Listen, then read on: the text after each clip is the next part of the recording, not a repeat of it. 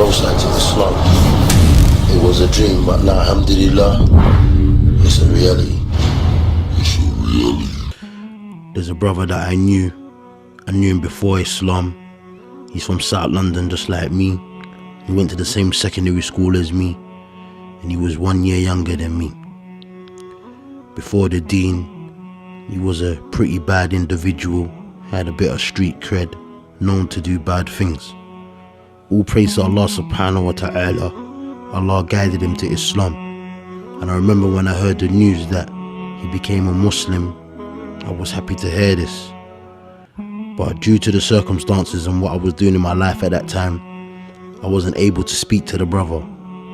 So a year or two went past, and then one day a brother called me and they got into a little situation, so I went to meet the brothers. So when I pulled up, I noticed that the brother that I was talking about I knew before the deen, I saw him amongst the brothers. So obviously when I saw him, I gave him a big smile, I gave him a hug, and I said, you know, I'm so happy to hear that you're Muslim. But I said, right, now you've been in a religion for a little while, how are you finding it? How is your deen? How is your iman? How are you finding it being a Muslim? The brother said to me, you know what, I love Islam, I love the deen, but to be honest with you, I'm struggling. I'm finding it hard, it's not easy. I'm trying my best, but I'm going through the trials and tribulations, I'm going through the fitna. So I said to the brother, at the end of the day, don't make shaitan play with your head. We're all going through these trials and tribulation. We're all struggling out here. I've been Muslim longer than you and I'm still struggling, I'm still finding it hard. But no matter what you're doing, make sure you pray 5 times a day. No matter what haram you're doing, keep your connection between you and Allah, and inshallah Allah will aid you. And he was nodding his head and he was agreeing.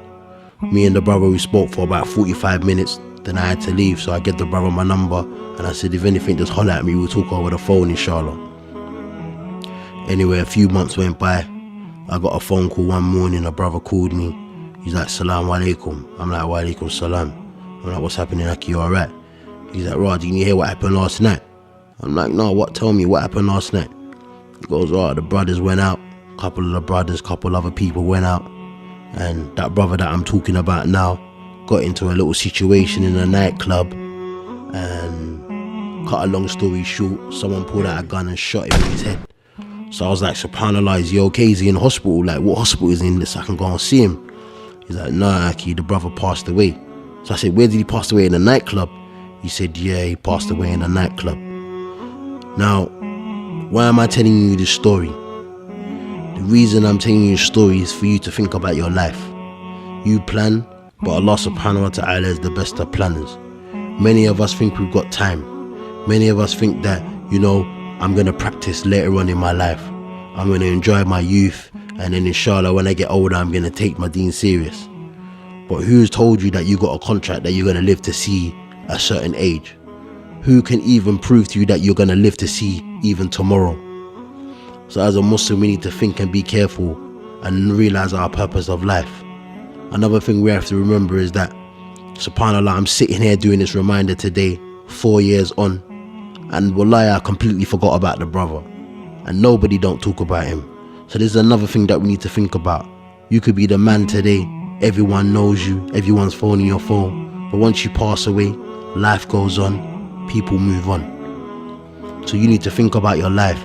Think about the people that you're spending your time with. Think about the people that you choose to be your companions, because at the end of the day, they're your companions today, and tomorrow they could be your enemies. Now, many people on the street are going through the street life, going through the struggle, and many brothers as well are going through the same kind of hardship. But we haven't got that as much as excuse as the other people, because we've got the best example. We've got a role model to look up to, the Prophet Muhammad sallallahu alaihi wasallam. As a Muslim, we can't make no excuses. We've got guidance, but it's whether we want to choose to accept and take the guidance or not. We have to remember why we became Muslim, why we accepted Islam, and understand our purpose of life and be clear upon it. Because at the end of the day, when Allah subhanahu wa ta'ala is ready to take your soul, there won't be no delay. We never know when we're gonna go. Some of us live a long life, some of us live a short life, but we know certainty that we're gonna die. So we need to prepare ourselves for the hereafter and do as much righteous deeds and pray that we don't have an evil end. We ask Allah subhanahu wa ta'ala to forgive this brother's sins and any other brother or sister who's died in a state like this. I mean.